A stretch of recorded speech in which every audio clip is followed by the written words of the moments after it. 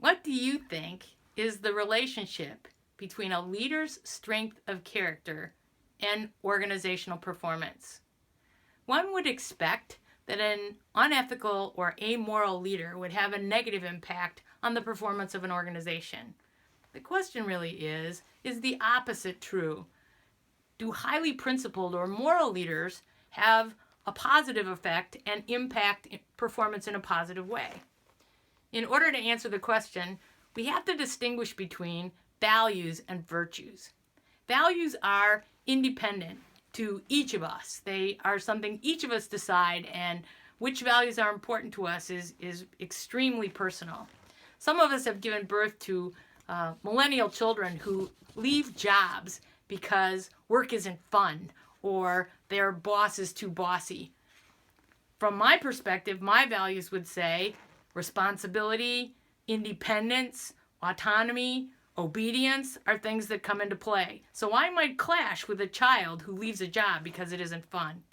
So like we have said, values vary from person to person, and they very much drive our decision making. Virtues are those moral principles that people in most societies would agree are positive or good. For example, you've heard it said that patience is a virtue. I agree intellectually, it isn't something I'm always able to model. So are some virtues more important than others, especially when we think about leadership? Current research suggests that there are 4 that stand out as key differentiators for leaders of both for-profit and not-for-profit companies. For leaders that live and model these 4 traits, their organizations were 5 times more successful than those who had leaders that did not. It was really a return on asset metric, but when we think about this, what do these 4 traits mean to you? And is there scriptural support for these 4 conclusions? Come to my keynote at the ALDE IGNITE Conference and find out what they are and whether or not these might apply to you.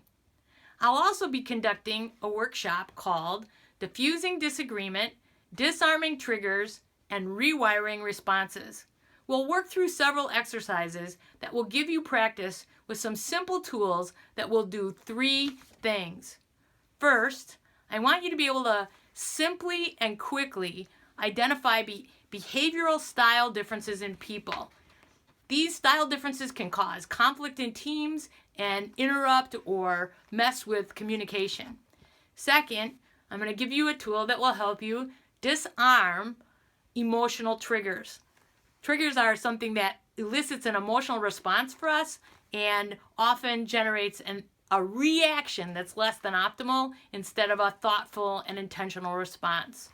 And third, I'll help you learn a 4-step approach to making desired changes stickier.